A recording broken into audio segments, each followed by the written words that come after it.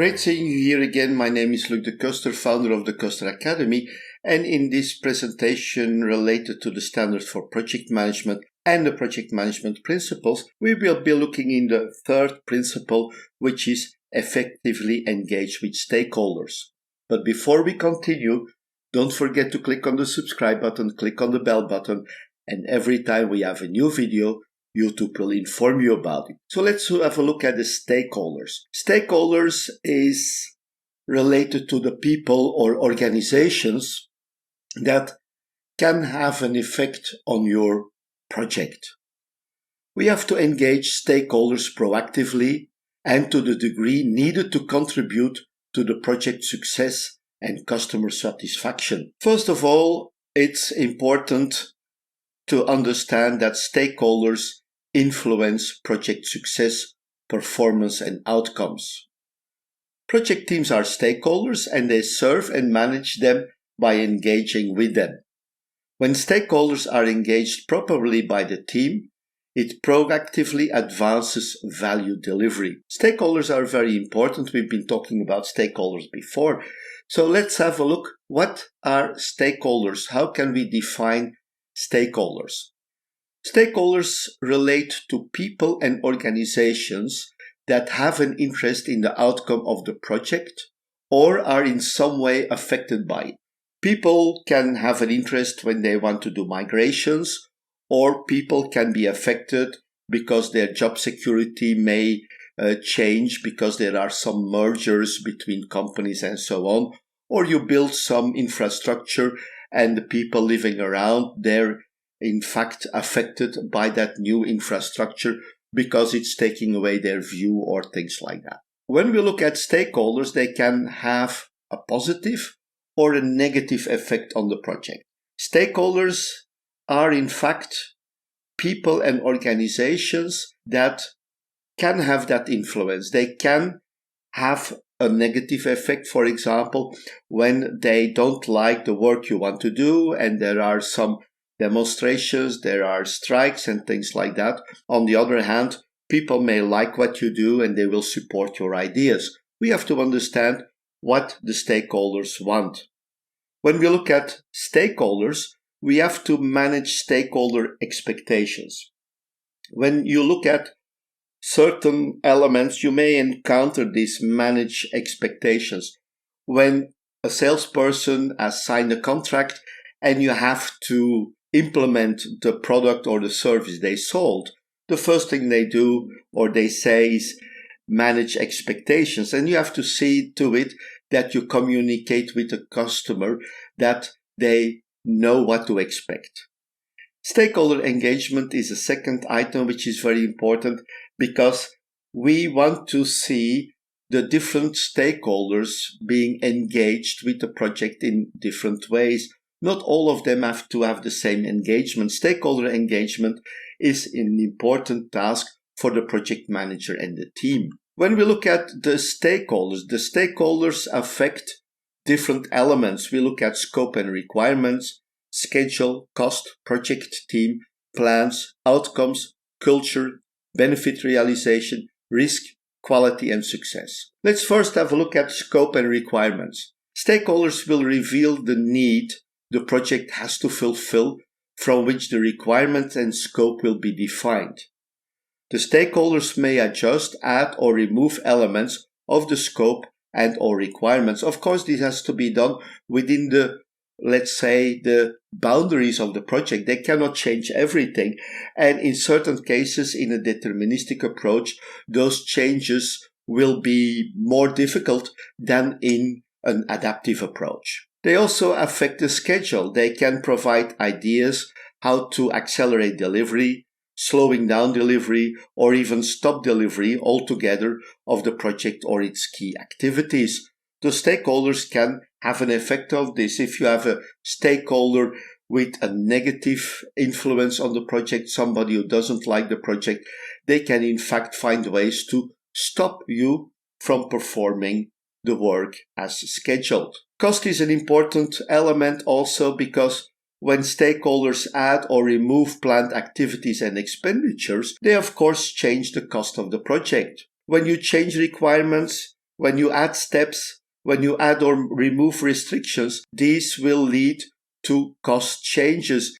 Every time you change things, it will have a negative effect on the cost because you have to invest to integrate all these elements. And it may also happen that when you implement those changes, when you do those changes, you may require additional resources. The effect of the stakeholder on the project team, they can affect the team and its performance by restricting or enabling access to key resources, people who have the skills needed to finish the project successfully, or material resources or equipment.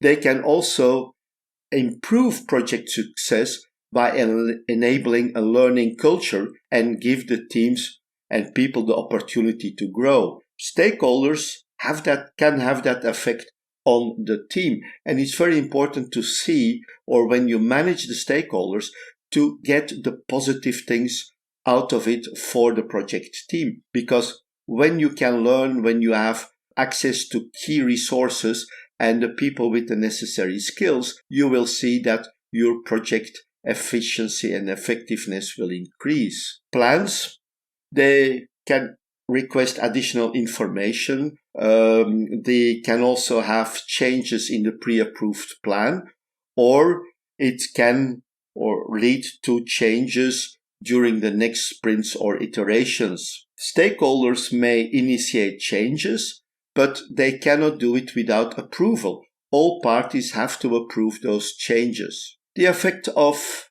stakeholders on outcomes. The outcomes are in fact influenced by the stakeholders. And outcomes are not just the financial results of the project, but we also have to look at the real need that has to be fulfilled. How do we want to fulfill the real need?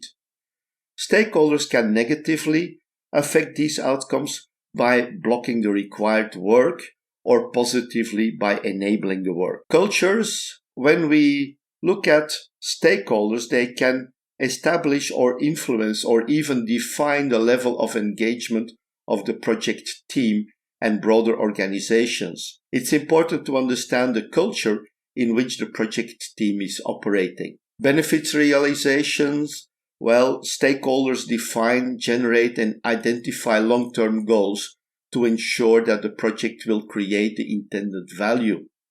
Projects are all about value, hence it is of key importance that the stakeholders see that it is realized or even exceeded. Stakeholders affect risks because they determine and define the risk threshold of the project and participate in the organized risk activities. Stakeholder risk tolerances, including the organizations, will determine the way risk will be managed by the project team. Risk tolerances are very important when we look at projects. How far do the stakeholders want to go by taking risks? And some organizations thrive with risk, are used to dealing with risk, while other organizations do not want that. The same thing with stakeholders. Some stakeholders don't mind that some risks are taken, but on the other hand, other stakeholders may be risk avoiding. Risk avoidance will affect the way you deal with risk on your project. Quality is very important because quality is about delivering things to the customer, and the stakeholders will define or identify the required quality levels of the deliverables.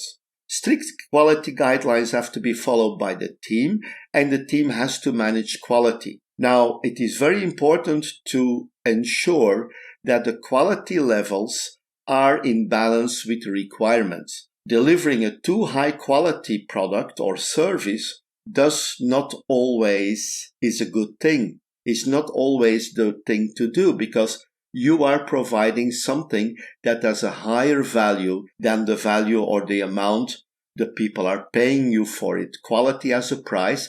Increasing quality levels higher than what is required will not be compensated by additional payments, but you will have to accept the cost for doing that. You have to pay for that additional quality, and it will have an effect on your profit and loss.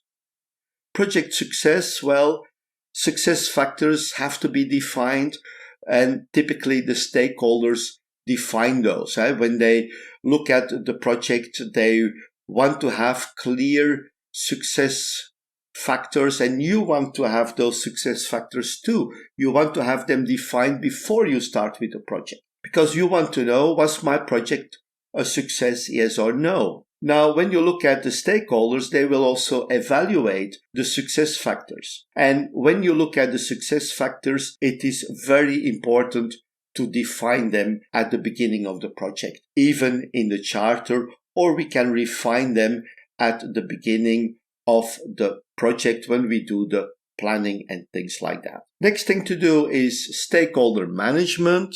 We look at the stakeholders. They can change over time, and we have to make the records, or we have to keep records of all the decisions made by the stakeholders, from the past ones and the future ones. That is very important, because when people change, they may not agree with the way you did things, but you have to follow the stakeholders' decisions. You have to look into what the stakeholders told you. So you have to ensure that you have a record of these things. Now, when you look at managing stakeholders, you have to identify their power interest position. There are similar tools like that. There are different tools that you can use to look at the engagement of the stakeholders. You have to understand, what are they interested in? Are they interested in the project? Are they having power? These are elements to evaluate when you consider stakeholder management. What are the levels of engagement of the stakeholders? What is their actual level of engagement, and what is the level of engagement that you want for them? When you have a very powerful person who is interested in the project, you want that person to be engaged, because that person will help you to realize the project. On the other hand, when you see that people are, let's say, or may have a negative effect on your project, you have to adjust the engagement levels to those people. You have to define those engagement levels. You have to identify how are they engaged, and then you have to take measures to move the actual engagement level to the desired engagement level. Communication with stakeholders is also a very important parameter. We communicate with them, we share information with them, and we have to follow the tools of communication management. We have to create a communication management plan to ensure that all the people, all the stakeholders receive the necessary information at the expected time in the desired form. All these things are very important. Stakeholder management is very important, and it is a key function of the project manager and the team to keep the stakeholders happy, to ensure that they will support your project and that they will not have a negative effect on your project. So that was it for the third principle. Don't forget to click on the subscribe button, click on the bell button, and every time we have a new video, YouTube will inform you about it. Thank you very much, and I'm looking forward to seeing you in the next videos. Bye bye.